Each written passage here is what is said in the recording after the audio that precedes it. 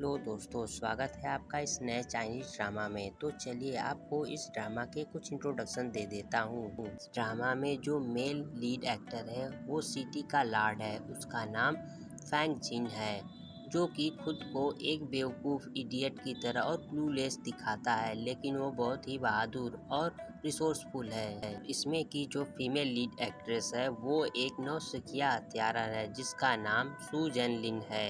उसे लॉर्ड को मारने का काम मिलता है। तो चलिए शुरुआत करते हैं इस ड्रामा को। इसमें जो मेल लीड एक्टर है उसके बारे में थोड़ा सा फ्लैशबैक दिखाया जाता है। जब वो छोटा था तो उसके पिता उसे बताते हैं कि तुम इस कंट्री के शासक हो, तुम्हें अपनी आर्मी 10 सालों में खड़ा करनी है और तुम्हें इम्परल सील को वापस हासिल करना है। तुम्हारी जिम्मेदारी है कि तुम अपने लोगों की रक्षा करो, उसके बाद तुम गद्दी को हासिल करोगे।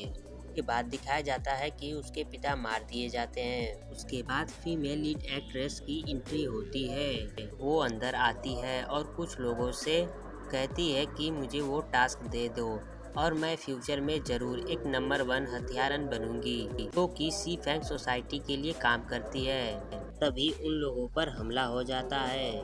वो पत्र ले लेती है जिसमें कि वो टास्क होता है। उसके बाद उसके साथी मारे जाते हैं। उसके बाद दिखाया जाता है कि लुई मेंशन का गार्ड किन यून अंदर आता है और जिंग से कहता है कि सी फैंग सोसाइटी खतरे में है। तो जिंग कहता है कि मैं उन्हें बचाने जा रहा हूँ, तुम बस गांव का ध्यान भटकाना। इसके बाद जिंग वहाँ से चला जाता है। उसके बाद गांव को दिखाया जाता है जो कि जिंग पर नजर रखे हुए है। वो जिंग को मरवाना चाहता है, लेकिन असल में वहाँ पर तो जिंग है ही नहीं, वो तो उसका गार्ड है जो कि उसका ध्यान भटका रहा है। इसके बाद दिखाया जाता है कि जेन लेन पर 2 लोग तलवार से हमला करने वाले होते हैं। तभी वहाँ पर नकाब में जिंग पहुँच जाता है और उन्हें मारकर जेन लेन को वहाँ से निकाल लेता है और घोड़े पर बैठाकर उसे ले जाने लगता है। तो जेन लेन पूछती है कि वो लोग हमारे पीछे कौन है। तो जिंग बताता है कि वो इम्परल सिटी के लोग हैं। तो जिंग उससे पूछता है कि तुम कौन हो। तो वो बताती है कि मैं लोगों को सही तरीके से न्याय दिलवाने का काम करती हूँ और मैं फ्यूचर में सी फैंग सोसाइटी की नंबर 1 हत्यारा हूँ। उसके बाद जिंग घोड़े से उतर जाता है और कहता है कि मैं उनका ध्यान भटकाता हूँ, तुम सी फैंग सोसाइटी में वापस लौट जाओ। जिंग लिंग कहती है कि मैं तो तुम्हारा नाम भी नहीं जानती, तुमने मेरी जान बचाई है, मैं तुम्हारे साथ लड़ूंगी। उसके बाद जिंग घोड़े को मारता है और वहाँ से घोड़ा जाने लगता है। तो जेन लिन पूछती है कि तुम हो कौन।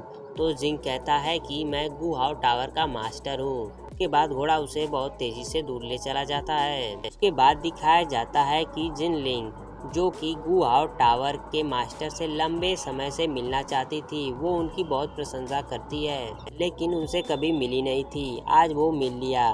उसके बाद वो उस नोट को देखती है जिसमें कि सिटी के लॉर्ड को मारने की बात की होती है, यानी डू फैंग जिन को। उसके बाद जिंग कहती है कि जिंग तुम मेरा इंतजार करो, मैं तुम्हारा जल्द ही खात्मा कर दूंगी। उसके बाद जिंग को दिखाया जाता है जो कि कहता है कि अगर मैं यहाँ नहीं आता तो मुझे कभी नहीं पता चलता कि तुम सी फैंग सोसाइटी से भेजी गई हो।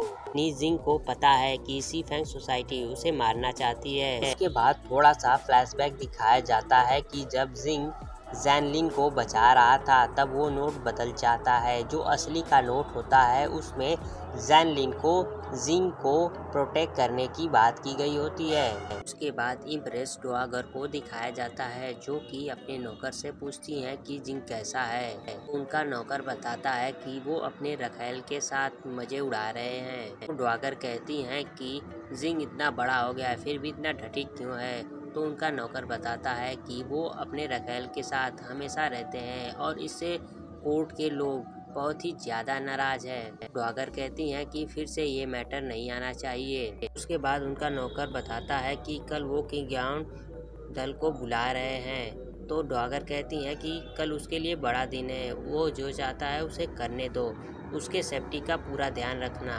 और ये एपिसोड यहीं पर ख़त्म हो जाता है।